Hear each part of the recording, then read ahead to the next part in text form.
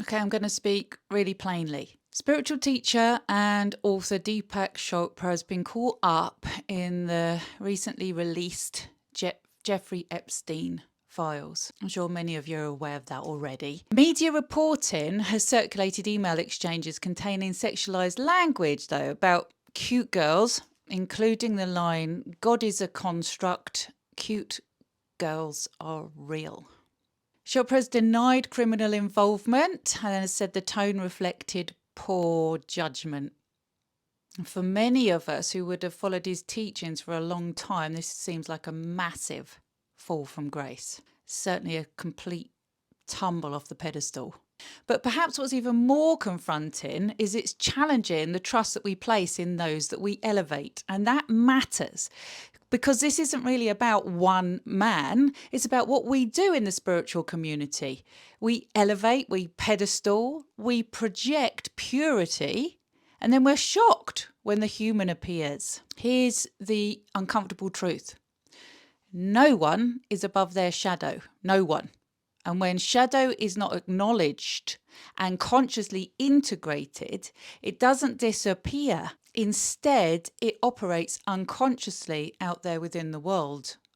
Oh, none of us see it.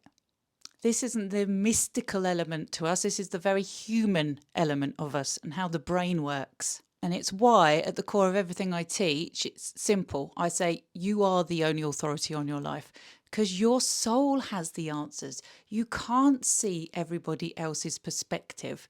You have to come from within. I don't have all the answers. No teacher has all the answers. Not even the spirit guides have all the answers.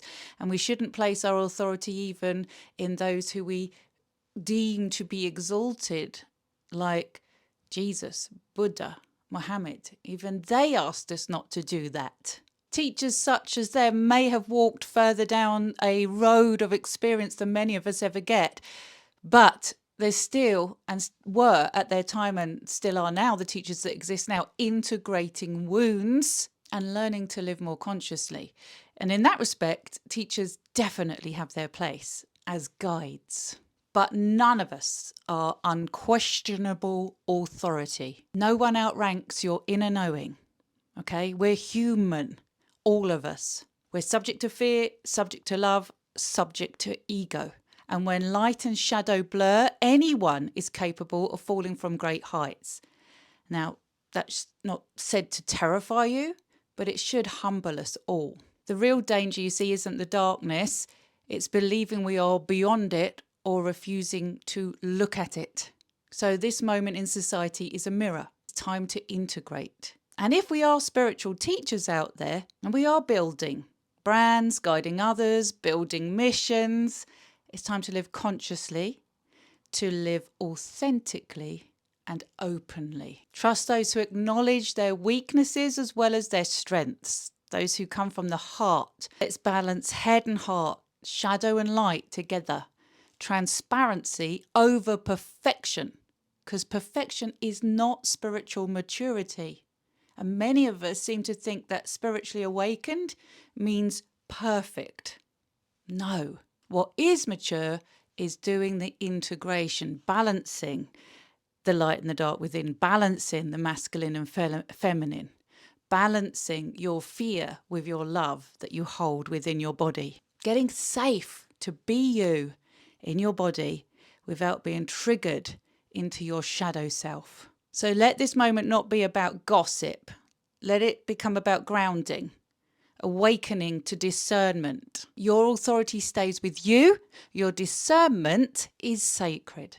And no matter who rises or falls around you, the only soul you're responsible for mastering is your own. In this sense, we could say, let he who has mastered his shadow self completely cast the first stone.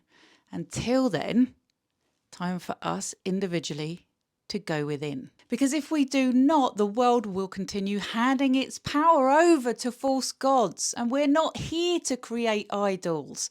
We're here to become conscious humans and to participate in the miraculous, when you think about it, evolution of consciousness itself within the universe. Moments like this then, when power, shadow and influence collide, are collective wake-up calls, not to glorify harm, not to minimize it, most certainly not, but to remind us that no one is exempt from responsibility of self-awareness. So, if you're finding me for the first time, I'm Claire.